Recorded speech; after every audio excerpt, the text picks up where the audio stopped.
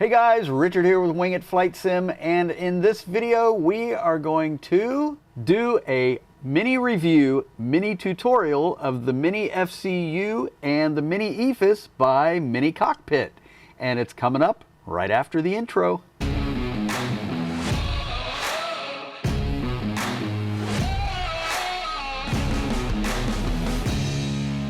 All right, we're back, and as you can see, it's all hooked up, all connected, got some really cool lights, but we're going to take a step back right now, and we're going to do a little bit of a tutorial here, how to get this all connected and everything.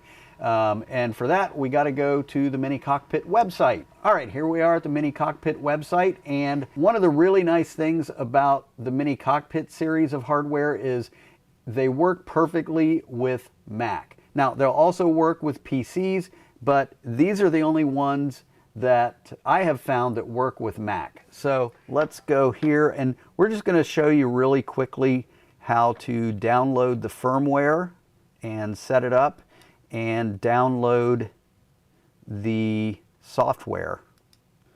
So let's go to miniFCU. So here's all the firmware that you'll need for Mac, for PC, and then this is the firmware updater, so we're going to click on that, download that, and then the DLS software, you just scroll down and pick which one you have, which software, which operating system you have, sorry. This is for the flight sim you have. So this one is for X-Plane 12 and 11, and it's version 2.1.9, and it's for the PC. There's Microsoft Flight Sim, and down here you have X-Plane 12 and 11 for Mac, version 2.1.7. Now the only thing, and I'll talk more about this in the review, there's a couple buttons, switches. There's one on the miniEFIS and one on the miniFCU that doesn't work, but it's specific to the issue is specific to the Flight Factor Airbus A350. I did connect it with X-Plane's stock Airbus A320, and all the buttons work just perfect. So I did contact miniFCU, and they actually got back to me pretty quickly, and they said with the next update to version 2.1.8, they will fix those bugs in there. So I'll be looking forward to getting that fixed. So I'm kind of watching this pretty closely to look for 2.1.7. So let's download this, and we've downloaded both of these. So I'm just going to slide these over to the desktop. And the installer, I've actually already got it on my desktop, so I don't need to put that one on there. All right, and then here's my mini firmware uploader, and then here's the Minicockpit software. All right, once you get the firmware uploader onto your desktop, just double click.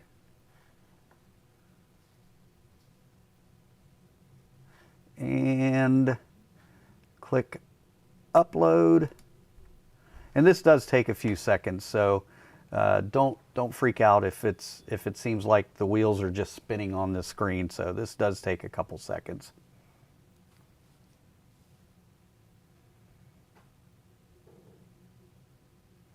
And then on the unit you see all the little lights flash, and that means it is pretty much done. There we go, and you'll get a confirmation that firmware 202.41117 was uploaded.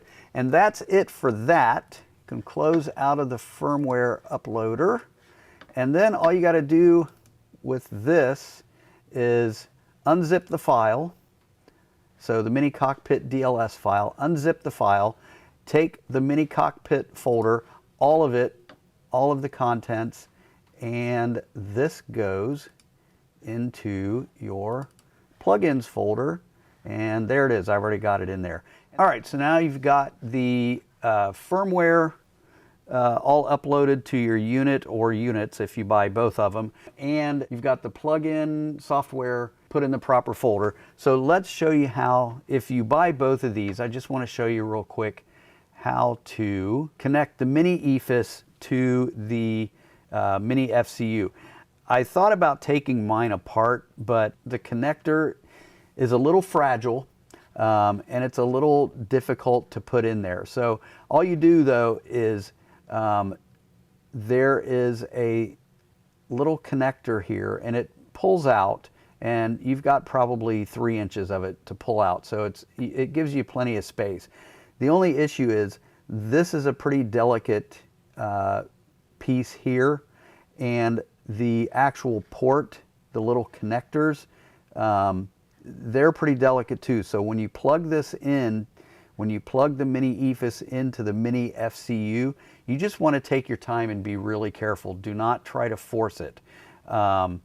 Because you run the risk of breaking one of those little pins in there. So what I did was, when I got it all lined up, I took a tiny little screwdriver and just pushed it gently from the sides.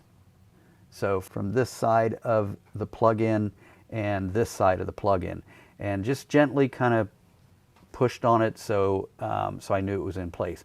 It does click a little bit, but it doesn't really make an obvious click because it doesn't snap into place. So just be aware that you just have to be careful with this connector. It comes with a little L mount to hold them together, and it really lines up really well and holds them together.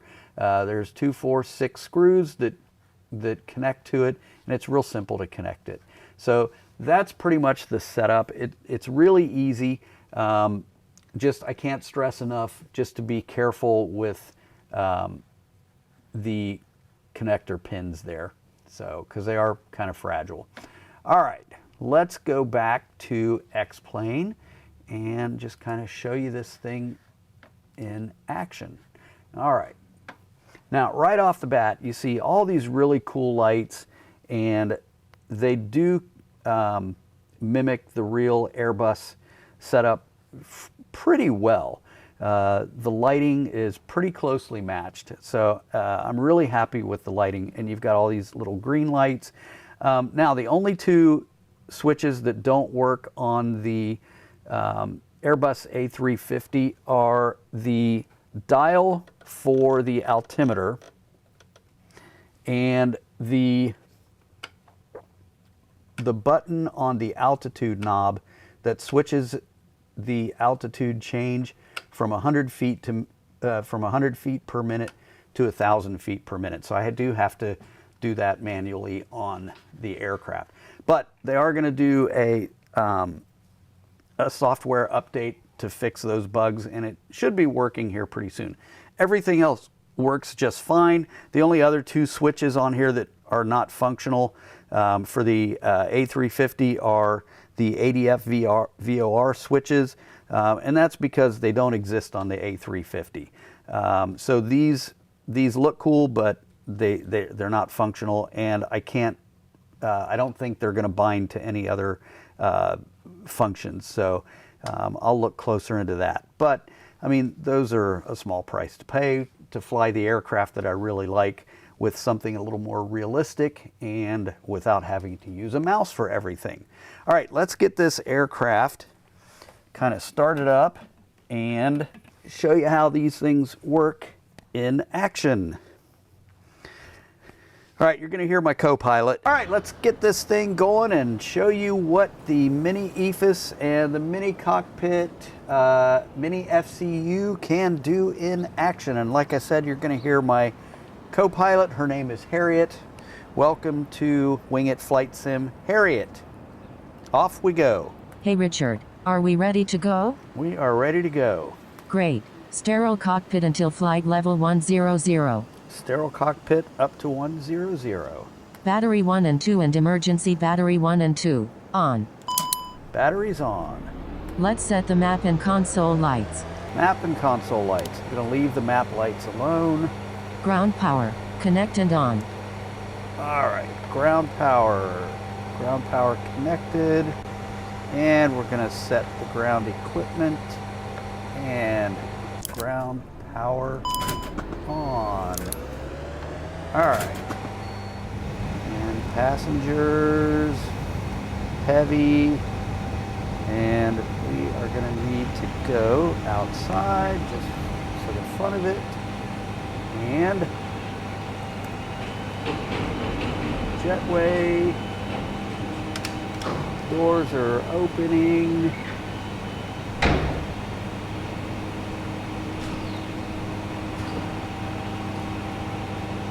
And passengers on board. That's the fastest I've ever seen a plane load up with passengers. Doors closed. Retract the jetway. And let's have the flight attendant set the doors to auto. Attention all flight attendants, doors automatic. Glare shield checklist. Check glare shield baro ref off standard. Baro ref is off standard.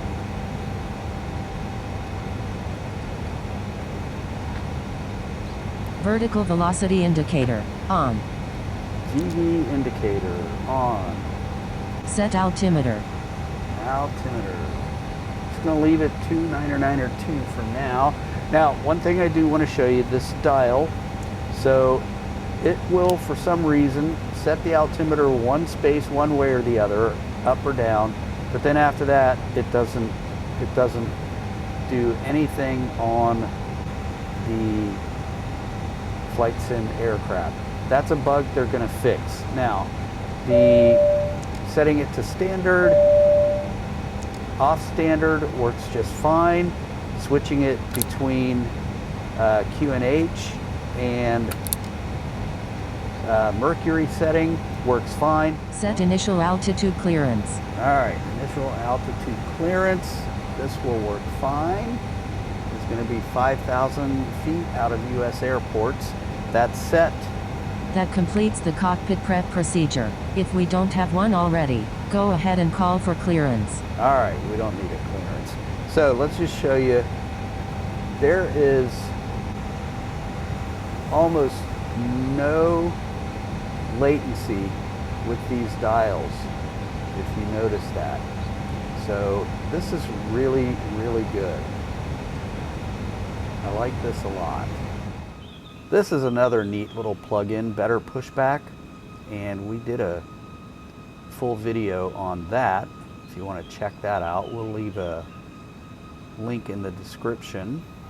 Set autopilot parameters and that'll complete the push clearance checklist. All right, autopilot parameters. Here's where we can take another look at the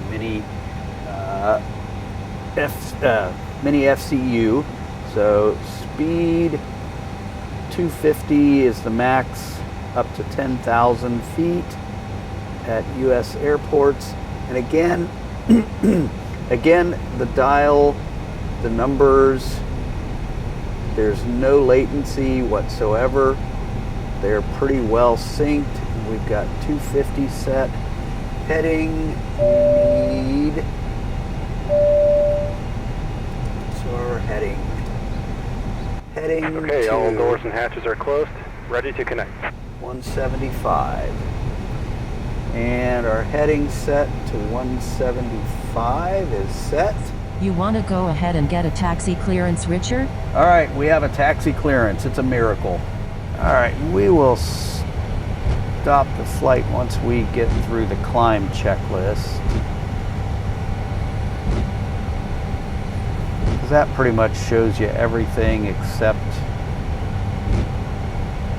the ILS. All right, we'll start the timer once we get on the runway. Call out 80 knots, V1, V2, and rotate. So this chrono switch on the miniEFIS is really nice too. I mean, it's firm. It's not cheap feeling. So we'll go ahead and start the timer. Timer started. V1, V2, rotate. Positive rate. Gear up. Flap 0. Flap 0. Let's disable Disarm the ground spoilers. Ground spoilers off. Thrust levers to speed. Takeoff. Runway turn off and taxi light off. Autopilot your discretion, Richard. Thrust to speed.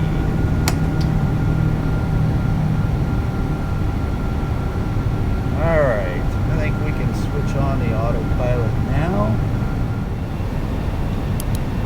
Autopilot set. We just set direct to funnel. Okay.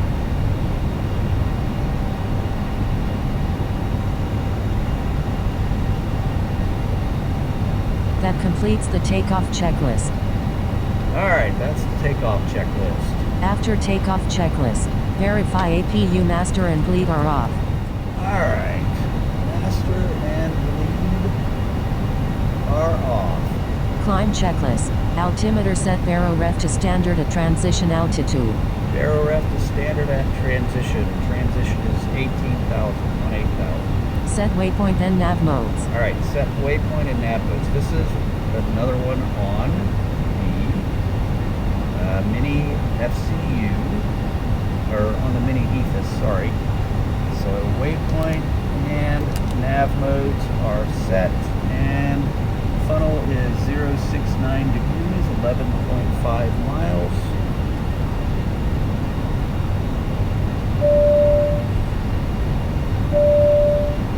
Alright, and we can start climbing. So this will show you the climb. We're going to go up to, just go up to 31,000 degrees. And set our vertical speed. The A350 can handle vertical speed, so I think I read up to 3,500, so we're just going to go 3,000 for now. Once we hit 10,000, we can increase to cruise speed, which is going to be about 310 knots indicated.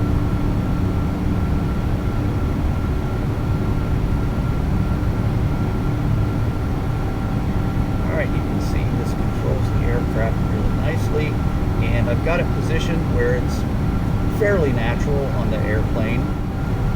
Alright, passing 7,500. Set cruise altitude if cleared.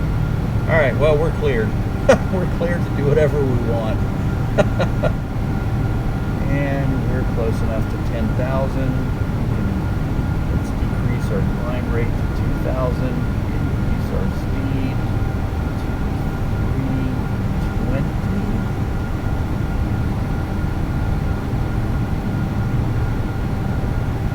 And our nav mode is telling us we need to decrease our climb rate a little more. So we'll increase the climb rate and go down to 1,700. But these things are fantastic. I absolutely love them.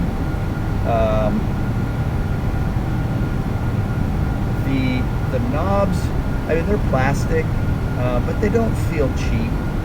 They have nice clicks to them when you turn them. There is very little, if any, latency whatsoever. The lights very well approximate the background lights, the backlit lights on a real aircraft, and so this is a really nice addition to a flight simulator. It gives you a little bit more feel of realism because you're not constantly using a mouse as much. You know, my goal eventually is to get as mouseless as possible on this thing. The range mode switch works beautifully. So, but I usually keep it on the just 20 VORD. I haven't even played with these yet. Airport. Probably too far away from the airport. So, and again, these are non-functional, I'm pretty sure. Yeah. But that's only because these switches do not exist on the A350. But again, overall, I love this thing. It's a lot of fun to use. The ILS localizer and glide slope buttons work great. Everything works perfectly as it should, except the two dial and the switch over here, but they're going to do a software update to fix that bug, and then everything should work the way it should. The price for this thing, I did forget to mention that. That might be something to look at. So the miniEFIS is $169 US, and the miniFCU is $269 US. This is sold out. They're expecting more in sometime in February. So the message I got was by March. So they should have these fairly soon. Today is February 2nd. So they should have these February 3rd, sorry. Today's February 3rd. So they should have this back in stock reasonably soon. I do like a lot of future products that they're planning too. So they are planning, they've already released the miniEFIS, the miniFCU. They're planning a mini overhead panel, a mini eCam, and a mini RMP panel. So I am looking forward to seeing what those look like too once those are in production and released. So, but the Minicockpit line so far looks really, really strong. And it's, again, if you use a Mac, Minicockpit brand is about the only brand you're going to get to work with your Mac. The WinWing ones, I actually bought one of those and had to send it back because it did not work at all with the Mac. So if you're using a Mac, the Minicockpit brand is what you should go with. If you're using a PC, you can go with a WinWing or the Minicockpit. I honestly would recommend the Minicockpit. I like it a lot, and for the price, you know, it's not bad at all. So that's it for this one. I'm Richard. This is Wing It Flight Sim, and if you couldn't tell, we winged this video like we do all of our videos. That's why we call ourselves Wing It Flight Sim. If you like this video, don't forget to like, subscribe, share, comment, and smash the bell so you don't miss a Wing It Flight Sim video. Until the next one, I'm Richard. We'll catch you on the flip side. We're out.